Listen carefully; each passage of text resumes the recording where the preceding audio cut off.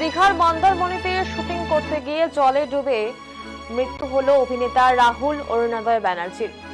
মন্দারমণি ছিলেন রাহুল। পূর্ব মেদিনীপুর জেলা পুলিশ সূত্রে খবর, শুটিং এর জন্য তালসারিতে গিয়েছিলেন রাহুল। রবিবার সেখানেই জলে ডুবে মৃত্যু হয়েছে পূর্ব মেদিনীপুর জেলা পুলিশ এমনটাই জানিয়েছে। তার বয়স হয়েছিল 43 বছর।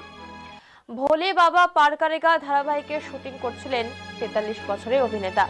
তালসারিতে জলে নামেন তিনি তলিয়ে গেলে টেকনিশিয়ানরা উদ্ধার করেন। জলে ডুবে মৃত্যু বলেই প্রাথমিক খবর। সন্ধ্যে 6টা নাগাদ দীঘা হাসপাতালে তাকে নিয়ে যাওয়া হয়েছে বলে খবর। হাসপাতালে যাওয়ার আগেই তার মৃত্যু হয়। দীঘা হাসপাতালেই ময়নাতদন্ত হওয়ার কথা রয়েছে। জানা যায়, শুটিং শেষ হওয়ার পর তিনি জলে নামেন এবং হঠাৎ টেকনিশিয়ানরা চিৎকার করতে করতে বলেন, রাহুল দা ডুবে যাচ্ছে। যখন উদ্ধার করা হয় তখনও বেঁচে ছিল, কিন্তু হাসপাতালে নিয়ে যাওয়ার পর তাকে মৃত বলে ঘোষণা করে চিকিৎসক।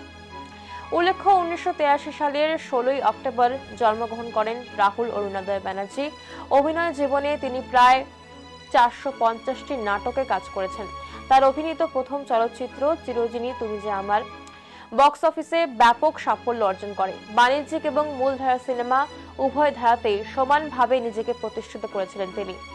তার অভিনীত উল্লেখযোগ্য চলচ্চিত্রগুলির মধ্যে রয়েছে জ্যাকপট, পরাণ যায় জলিয়ারে, কাগজের বউ, আকাশ অংশত মেঘলা।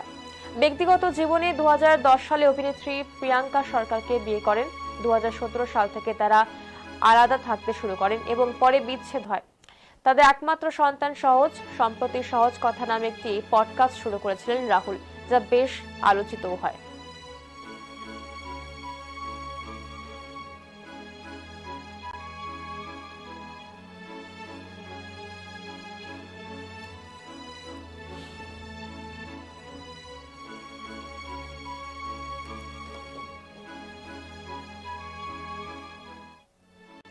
बस एक झटके करो।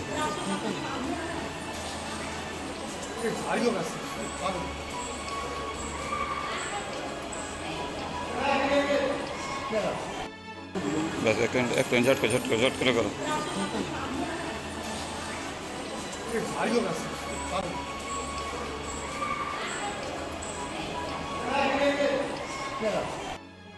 बस एक झटके करो।